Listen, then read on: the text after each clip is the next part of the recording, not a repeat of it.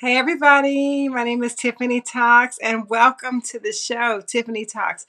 This show was created for everyday people to have extraordinary lives. And the topic of today's show is who is really responsible for the Buffalo Massacre? Now, if you guys are not aware of what happened, on May 14th, there was an 18-year-old guy who went into a store in Buffalo, New York called Tops Friendly Market and opened fire on all of the patrons of the store. Uh, 13 people were injured, 10 died. And it was discovered that it was a racially motivated killing. And I thought about this long and hard if this is something that I wanted to talk about on this show because this show is happy, happy, go, go, go. Let's like make our lives better. Um, and that's exactly why I decided to talk about it because as long as we continue to turn a blind eye to the atrocities that occur around us, then we are a part of it. Right. So I decided to take a deep dive into looking at this event and unpacking what comes before the event? Like what leads up to something like this? This was really a tragedy. Um, this boy, his name was Peyton S. Gendron. He was 18 years old. He was from Conklin, New York. It was a town that was 98% white. He planned this attack for 3 months. He chose this neighborhood because it was predominantly black.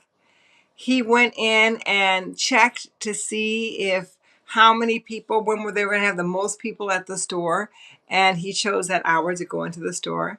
He went the night before, you guys. He went the night before and had a 90-minute conversation with one of the grocery store patrons, and the issue of critical race theory came up. He's written a manifesto. He actually live streamed this event on Twitch, although after 2 minutes, Twitch took it down, and they've been diligent about making sure that there's no replays of that horrific live streaming event on the platform. So it raises a lot of questions, you guys. It raises the questions about where we are in America around race and violence and mental health. All of these issues are so predominant, yet it surges up and then we sweep it under the rug. It surges up and then we sweep it under the rug. I mean, I remember right after George Floyd, and we were all having these conversations about race and race theory and should we talk about it and how do we come together? And then we all just go back to our regular lives until the next eruption. The question is, how many people have to die before we decide that this is a wound so deep in our country that unless we dress it, unless we heal it, like it's just going to continue to fester and people are going to continue to suffer. So I decided to talk about it because once we talk about it, it does create better lives for us. Talking about it is the first step. Understanding each other is the first step. So if we unpack Peyton S. Gendron, 18 years old, they found out that he actually had planned this attack at a high school. At his own high school, he had threatened to attack his high school a year before. And they discovered it and they recommended that he go to mental health evaluation. He went and they discovered that there were no red flags. So the first question would be mental health. How are we handling the issues of mental health in our society, right? Because there's so many people that are suffering, that are isolated. And I do believe that isolation is really the death of community. And community is what we need in order to survive, you guys. You know my motto, we're better together. So that's why I decided to do this show. Like, how can we be better together? This crime is not unique. It's almost like it's a replica crime that keeps occurring over and over again in America, and especially towards Black and brown people in America. And this is not a Black and brown issue, guys. It is a Black, brown, white, yellow. It's everybody's issue because everybody suffers from it. Everybody suffers from it. So First of all, it was really interesting when I first heard about this, and I thought, there was a massacre, but we haven't seen his face yet, right? So I assumed that the shooter was not black or brown, that he was most likely white, and of course that happened. So I'm just kind of like, I just want to pull this up, you guys, this young boy here, and see if you guys can see this. I don't know if you guys can see this right now, but this is him. He's 18 years old. Um, and he went into a store, willfully and wantonly murdered person after person after person. And what he said is that he would keep killing until he was either dead or caught by the police. So this is a subset of what festering racism looks like in our country. This is what it looks like. Children, well, he's an adult, 18 years old, but killing people for no apparent reason. No apparent reason. And listen, I'm not gonna say that there's not violence within the black community, within the brown community, there's violence everywhere. And that's part of the problem as well. That there's so much violence. But what we get to unpack here, the things that came up for me were, number one, okay, they had a conversation about critical race theory. And critical race theory is something that's been on the dockets of legislation on whether they should teach the full history, okay, what really happened from multiple perspectives, or if they should teach a history that doesn't make some groups feel badly about what happened, okay? And, if you're considering people's hurt feelings, right, when you're telling history, then you're committing a crime in and of itself, which is continuing a lie. And when you continue a lie over and over again, you confuse people. There's no trust. There's no trust. So they had a conversation about critical race theory. Should we really teach history in the schools? And, I am a huge proponent of we should teach history from many different perspectives because we all come from different perspectives. So that's why I decided to do this show today, because it's not enough to say, oh, that's terrible. Look what he did. He's a bad guy, blah, blah, blah. Why did this happen, you guys? And why does it continue to happen? And why do we continue to ignore it? So all of you that are watching might and have opinions, like, what have you actually done about it in your lives? What have you done about it, right? So how do we take a step forward? Everybody, right? Black, brown, white, yellow, everybody taking a step towards healing and curing this issue of hate that plagues our society. It plagues our society. And it's really like enough is enough. But it's like, until it comes to your door, until it affects your relative or someone that you know, like, it's easier just to go to sleep at night as if it never happened. And I want to say that we get to do better. We get to do better. And we get to actually, the reason why I wanted to do this, I wanted to highlight some of the victims and who they were in the community. These are real people, you guys, real people. So let's just do an honor and say a prayer for some of these victims. Here we have Roberta Jury, 32 years old, right?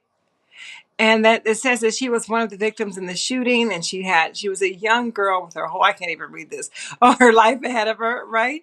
Then we have Margus Morrison, 52 years old. Their faces to these names, you guys. Their faces to these names, right? And he was a bus aide and a first student for many, many years. There's him that were nameless that died. There was Andres, Geraldine. I can't even read that. Okay, you guys, look at my eyes. I'm giving myself away here. Then we have Catherine Massey, right? Catherine Massey. Deacon Hayward Patterson. I just went on and are you able to see these photos, you guys? Are you able to see them? Right?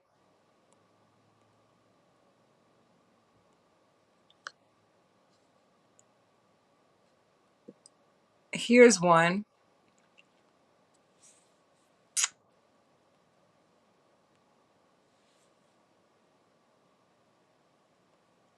This was a grandmother, 86 years old. 86 years old, right? And her daughters were there. I think one of her daughters' name is Tiffany. And it really just, for me, it touched my heart. Tiffany and Robin Harris. I have a friend, Robin, as well, Robin Harris. So I just wanted you guys to see like how close this comes. This was one of the victims who was also a police officer for Buffalo, right? This is Aaron Selter. He was a former police officer for the Buffalo Police. He was shot and killed. Bravery. So there were so many different people's lives who were affected by this, and yet we choose to say, oh, wow, that's too bad. That's terrible. That's terrible. Let me see who else I can highlight here. Just getting up to date on this technology. Okay. Deacon Hayward Patterson, 67 years old. Okay, so I'm going to take your comments in a minute. And so from ages 32 to 86 years old, these people were gunned down. And my question is, who's responsible? Because here's the thing, you guys. When we stick our fingers out, they did it. They're the bad guy. They're the bad actor. Then we render ourselves powerless from doing anything about it. So what I believe, and the work that I teach in leadership, is about responsibility. And we have a responsibility not only for ourselves, but we have a responsibility for everyone on this planet. What if we all cared enough, right? What if we all cared enough to really see people for who they truly are? To look in their eyes, to honor their experience, to see their pain, instead of just going through their days like ship passing. Hey, how you doing? How you doing? How you doing? Right? Ignoring each other. What if you took the time to get to know your mailman? Say hello to your Amazon guy, right? What if you took the time to really discover the issues about when you voted, what you're voting on, instead of just voting across party lines, right? What if? So I'm going to venture to say that we are all responsible. I'm responsible. You're responsible. As long as we continue to put our head in the sand and not bring these issues to the forefront, they're going to resurface and they're going to cause more and more pain.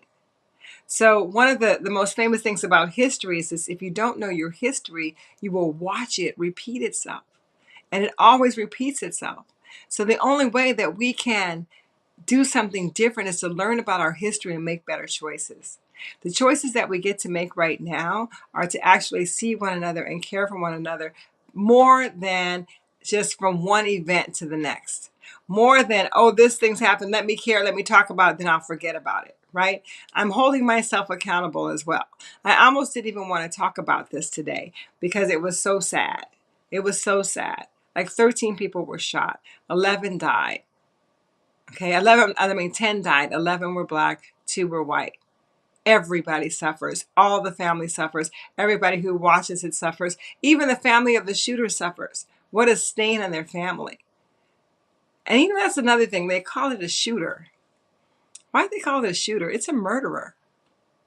Let's call it what it is. In the news it comes out, oh, there was a shooter. It's a murder. It's a murder. Someone willfully and wantonly murdered people. How did that happen? How many 18-year-old kids do you know that are confused in one community? You know where he found his community in? In a hate group. He found his community in a white supremacy hate group. And that's what people are looking for, you guys. Connection, community, somewhere to belong. And that way they feel good about it. They feel justified about it, right? So how did we get to a society where people feel so isolated? So hung out there that they have to attach to negativity. That's what gangs are. They form because they're lost, and they do the violent acts in the name of brotherhood, right? So we're all responsible. We all get to take a look at our society and say, where can we do better? Do you know what he had on his guns that says this whole Black Lives Matter? Why he says White Lives Matter? And then it says, here's your reparations, and then the N word. I don't even speak that word. Here's your reparations. You know what the reparations are? And some people are angry about that. They never really happened, right? But it was like after Black people were released from slavery, and many of them had never had a job before. Well, they've had jobs, they'd never been paid for a job, or never handled money, never been educated formally. But then you're out there in the world, right? So you're like, okay, you're free. Well, how are you going to survive? Just think about it. How are you going to survive? Like if you've been a system of systematic and generational oppression and slavery. You've been a victim of that. And then you're set free. You have no skills on managing money, no skills on, you know, uh, paying bills or, whatever. No formal education. Many people couldn't read. Yet still there were thriving communities like Rosewood, you know, that they survived and they were burnt down because they were surviving. But the reparations was that it was like there was a proposal that each slave should get 40 acres and a mule, which means a way to survive on your own so that you can be an upstanding citizen. That never happened, right? And since that never happened, like people are still talking about it. Reparations for all the years of free labor, reparations for all of the families that were destroyed, reparation for all the pain that was endured, right? And the other side that benefited from that, right? That just imagine, like if you listen, I run my own business, right? And what if I could have free employees for, just as free employees working for me? Like, of course I would be successful, right? So those are the situations of our forefathers, right? And then how do we rectify and remedy this today? How do we rectify and remedy this today? And I would say that, we all get to stop pointing fingers, right? And this is even Black and brown people. We can't point fingers because as long as you point fingers and you expect somebody else to solve your problem, then you are still a victim to your problem, right? So we get to look at ourselves. What can we do? Who can we be in order to create something different in this world? And the first thing I would suggest is that we actually see people. We open our eyes, we see people, we listen, and don't prejudge based on our perspectives. Because when people don't feel heard, they get angry. And anger is a low vibrational emotion. And hurt people, you guys. Hurt people, hurt people. So when you're angry and in that low vibration, you want to create pain and frustration and sadness, right?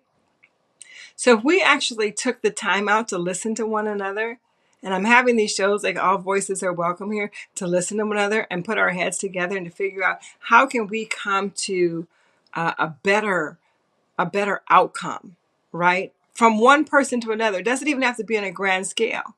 Like how many of you actually talk to people and are friends with people and really, really know people that are outside of your initial racial circle? Right? I mean, we stick together. Like I know white people and they usually have like one or two Black friends. Black people might have 3 or 4 white friends. Latinos might have 1 or 2 Black friends, 1 or 2 white friends. But how often do we really get to know each other's concerns, right? Our belief systems, our desires, our hopes, right? I've traveled the world and one thing I know is that people are people. People are people if you take the time out to get to know them. Okay, so I'm going to open this up for some questions. I see we had some feedback here that I want to actually comment on. We have Diamond Empress. I didn't see the rest of your comment. You're talking about the Jews and the Germans. That's like another, we use that because that's so widely known that we can actually all relate to what happened with the Jews and the Germans. But it happens all over the world, you guys. It happened in Turkey between the Turks and the Christians. It happened between the Catholics and the Protestants. Yes, we can educate our children on the history of America when it comes to race. Absolutely. Critical race theory. And this is the thing is though, Ty, is that some people assume that the parents have the education because we don't have the education. Like I had to study my own history in college all the way to the 12th grade. You really just don't get any education about the full history of America. You do not get it.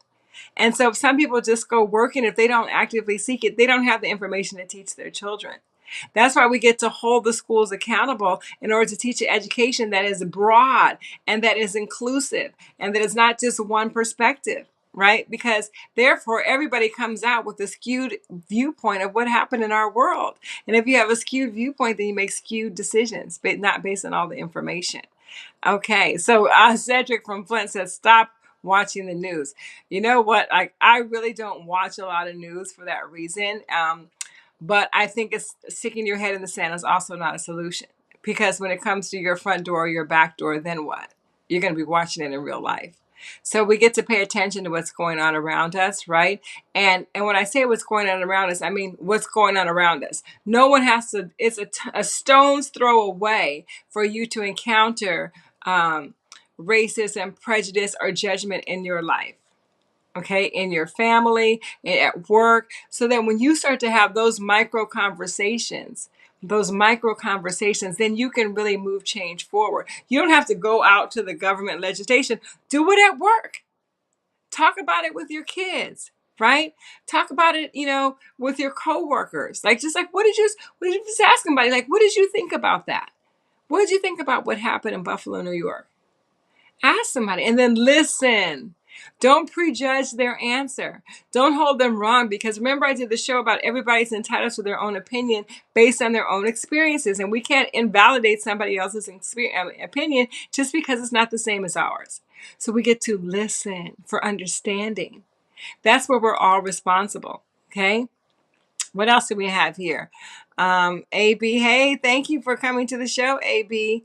All right, so so Ty brings up, again, uh,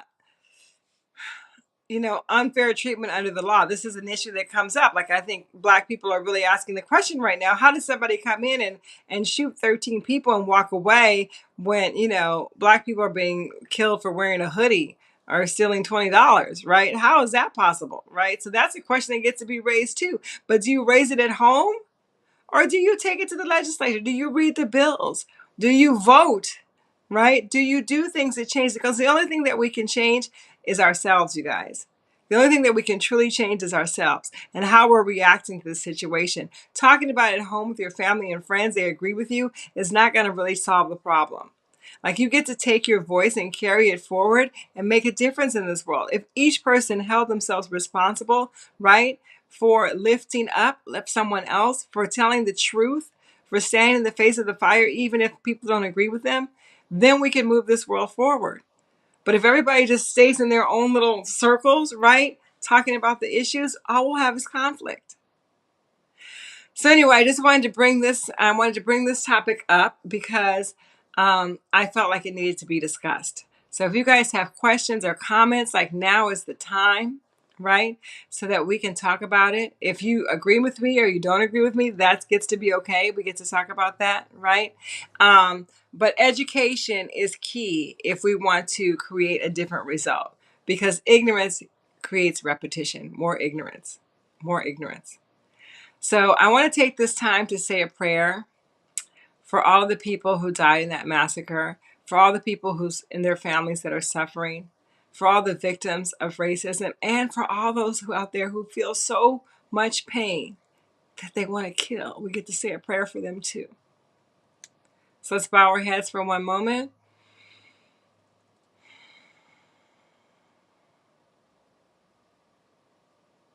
And say a prayer to heal our world, heal our souls.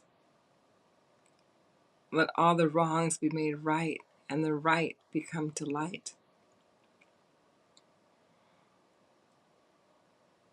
And when I say right and wrong, I mean crimes against humanity, you guys.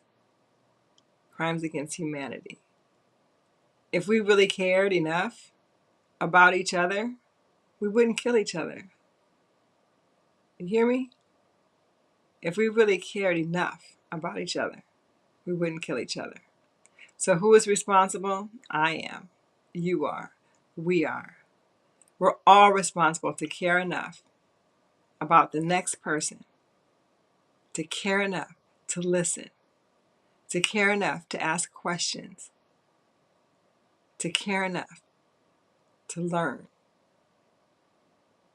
That's the only way. It's the only way that things will ever change. All right, you guys, thank you so much for joining this episode of Tiffany Talks. I'll be reading your comments and questions below. If you have any topics that you would like to hear, please type that in the comment section below. And please, as always, hit like, subscribe, and share, right? Like, subscribe, and share. I'd love to hear your opinions. This is a community forum. I go live so that I can hear you, I can talk to you, and you can let me know what's on your heart and what's on your mind so that we can all live extraordinary lives. Thank you guys. Bye. Love you.